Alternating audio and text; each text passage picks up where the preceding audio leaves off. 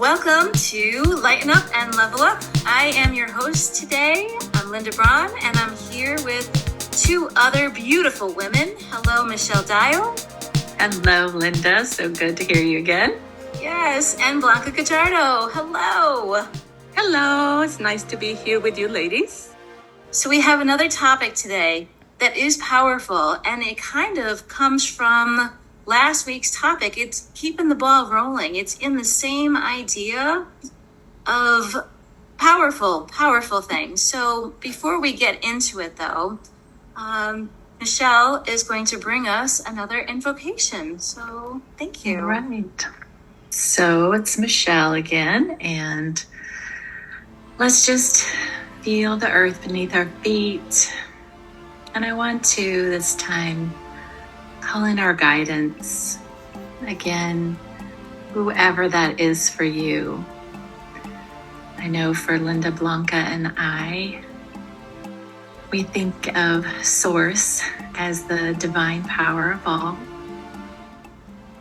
We, even though three here together, think of it as feminine, masculine, all-encompassing.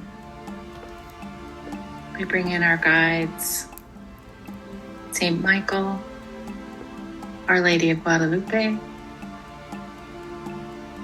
and the goddess you might call divine God, Allah, Brahman. Just feel the power of that divinity, of that source, here with us now. And so it is.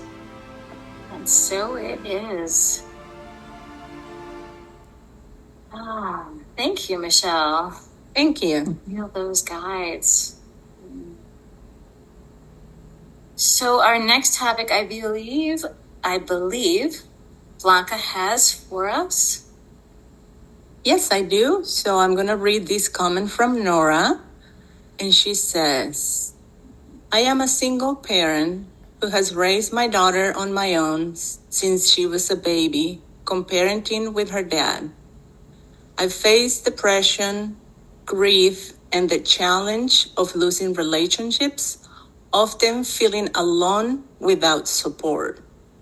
Through it all, I've learned resilience, self-reliance, and self-love, relying on my own faith to get me through.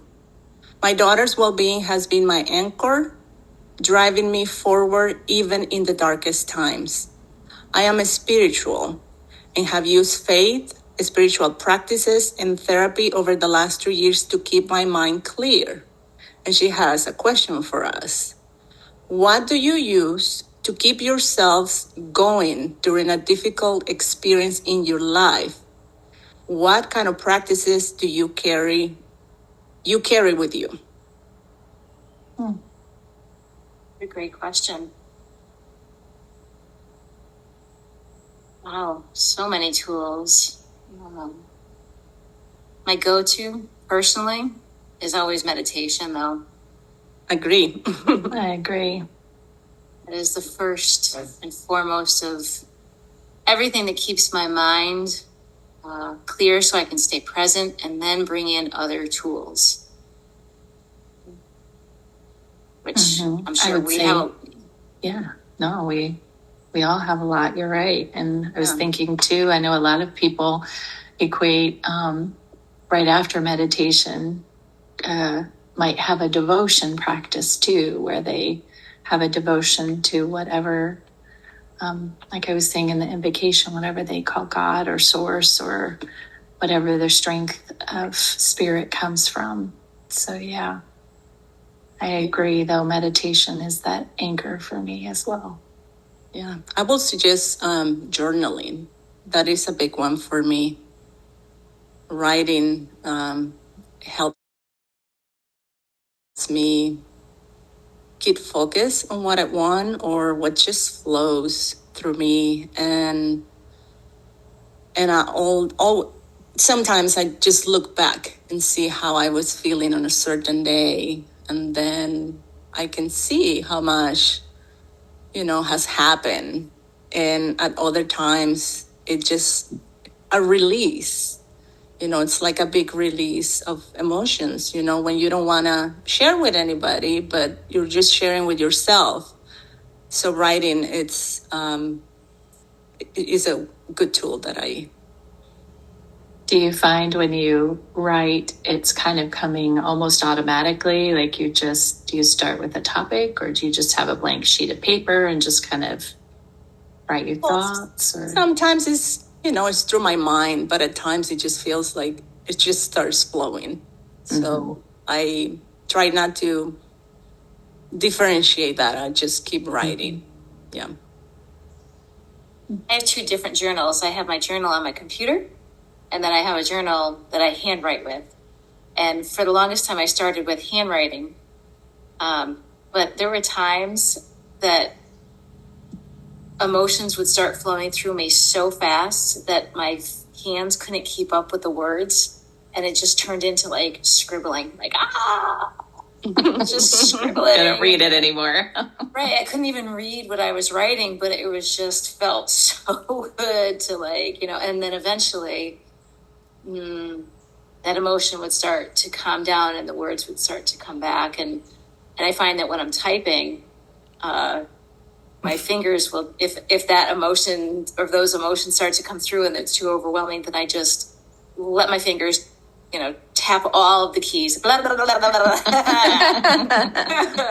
And then as the energy starts to dissipate, then I can start to put it back into words. Sometimes you don't even need to know the words that are coming through, but it's processing right out through your heart, your arms, out your fingers. That's your heart chakra that it comes out through. Hands. So it's processing something through your heart, through love. It is a fantastic release. Blanca, I do love journaling myself. Mm-hmm. Yeah. What I did is interesting, a version of journaling that where I don't know, I was having a hard time like actual journaling. And so I started typing and I started creating fiction stories. But of course they were rooted in I just let them flow. Like I just started typing and didn't really worry about, grammar and all that because it would, I could easily clean that up later. And it was just for me anyway. So I found I was actually writing a story, and it wasn't things that had really happened to me, but it was, if that makes sense. It was kind of, as I look back at them, I'm like, oh, that's when I was struggling with this problem, or I was struggling with that problem. And just writing those stories just felt very cathartic. So, yeah. I love that. I make up stories all the time. But it is a softer way sometimes to deal with something when it's really intense. Yeah. Yeah. I mean, I don't want to say fantasized, but I do get into that. I'd much rather go into a movie or a book, and then if I don't find one that I can relate to, I'll make it up myself. Mm-hmm. Not that I've ever admitted that out loud. Thanks, Michelle. Well, I did it. So. Yes, I love it. But listening to Nora, she brings up some really heavy energies of just almost completely feeling overwhelmed and disempowered, like not knowing what to do with that overwhelm, and talking about her child being her anchor. I feel that when I was first diagnosed, what got me to want to live, want to get up, want to deal with the shit. I was looking at my little kids and they were so little, and I was like, wow, get up. I have to get up for them. I have to get present. I have to still live. Let me get healthy for them. Eventually, I did my best to let them go as my driving force, because then I kind of realized I put a lot of pressure on them. Like, wow, the only reason why I'm living is for my children. That's a lot of pressure on them. Let me come up with a different driving force. Like, why am I really going to choose again to get up? Why am I going to choose again to feel empowered, to meet this overwhelm, to want to thrive, not just kind of survive. And source, Michelle, you were talking about that during our invocation, to come in to that alignment of why am I here? What is going to get me up today to meet some of this heavy energy? Why am I really doing this? To shift from the people around me, to shift from my kids to something higher and wiser, and surrender into that place. You're talking about asking us for tools of what keeps us going. And I don't know about you ladies, but I've been in those spaces where I've had to really ask myself really hard questions like, why do I want to do this today? What's the point? What is the point? What is the point of all of this? And if I stayed with that question, I would cycle down and sink into some of the depression that Nora was talking about, and that anxiety piece. Because to contemplate that question gets really heavy. So what's gotten me through that is get up, get out of my head. Let me do something physical. Let me do something for, I think I mentioned this before, just 20 minutes. Just get me out of that downward spiral. Yeah, it's focusing on the present. It's a big thing for me because sometimes I tend to overthink and I get anxious because I'm thinking so much in the future. And it's natural to look forward and plan for the future. Sometimes I feel like focusing in the present can bring some peace and clarity. Well, all we have is right here and right now. Yeah. All we have is right here. Exactly. Enjoy the little things, and that can help you stay grounded, and appreciate the here and now. I agree, you guys. If we are in the future, we're worrying, right? And we're worrying about something that has not happened. If we're looking at the past, then we're stuck. Like you said, we go into that downward spiral. So really, if we think here and now, just pulling ourselves out. And I love, Linda, you did bring up that 20 minutes, but I think that is so brilliant. And as Blanca has suggested and is never, don't pass over therapy if you need to have some counseling. If you need to have people, there for you that are outside of family and friends, then don't be afraid to look for that, because those in support groups, other single parent support groups, looking for that socialization for yourself. Because if you're getting yourself out of the, outside of it, and then finding kind of another episode, we were talking about finding identity, the empty nest, what's next. It's kind of some of these same issues is really finding your own identity, because your child is oh so important, but you are oh so important too. So really finding yourself, because that will only help your child as well, is to see mom thriving. Absolutely. So I like to do some what I call self check-ins. So I like to see how I'm doing, I'm kind of assessing how I'm feeling, and then go from there, because one day you can feel one way, another day you are feeling differently. And sometimes I just try to find a balance, and this helps me address any issues before they become more overwhelming. Mm-hmm. I like that. Well, yeah, and I love that, Blanca, because when you're co-parenting, right? You have to do those check-ins of, Oh, yes. why am I doing this? Is this for me? Am I enabling? Am I feeling pressure from that other parent? What is it that I need to do? And if you're not clear, if you're not grounded and not present, those other pressures can really knock you out of not just alignment, but knock you out of, will knock you into the emotional body, and next thing you know, you're not in the present moment, but you're into the entire ocean of emotions. And how do you navigate that? So those check-ins are so powerful. Like, wait a minute, I'm really feeling completely a disaster right now.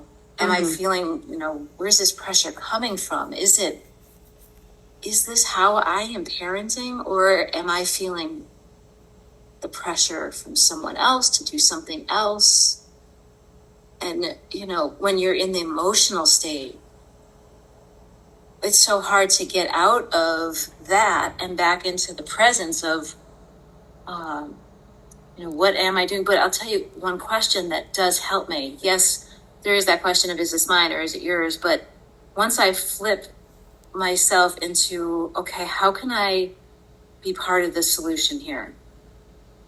What do I need to do? How can I help? How can I help in this moment in time? How can I help? The co-parent, right? Which is tough when you might not agree with what that other parent is doing. But when you come into the question of, how can I help this situation? All of a sudden you go from the negative to the positive. The problem is one vibration. It's one energy. The solution is a completely different vibration. Dr. Martin Luther King Jr. always says, can't drive out hate with hate. Only love will do that. You can't drive out the dark with dark. Only the light. So if you switch into... Yes, it is hard though. It is really no, I'm not. And you are, I'm in that situation, co-parenting right now. And it's like, I'm trying not to interact, but sometimes you have to. And then it's like the energetic, Up and down. interaction, it's like, I think I'm just repeating myself here, but it's hard, it's you try to kind of stay at a high vibration, but sometimes they bring you lower, even though you try and you're using your tool, but you try not to be at the same level, but it happens, and that's when It does happen. After that it's like, geez, I should have reacted a different way, or whatever. But Well, wait. Let me stop you there. You're doing the best that you can. No, You're doing of the course. best that you can. No, Some compassion for yourself. Like, No, yes, exactly. we're supposed to But- have those triggers, right? Like, yeah, but that's exactly what I do, the check-ins, to see, it's like, okay, what's happening, how I'm feeling. But imagine a married couple, they have differences in co-parenting. So now people that are not raising kids together, it's even more Yeah. complicated. So I Right. completely understand how Nora feels. It's, it's complicated. Another thing that I do is like, just simply take time to relax and make your self-care a priority, because you cannot be the best version of yourself for your daughter if you are not in alignment. Right.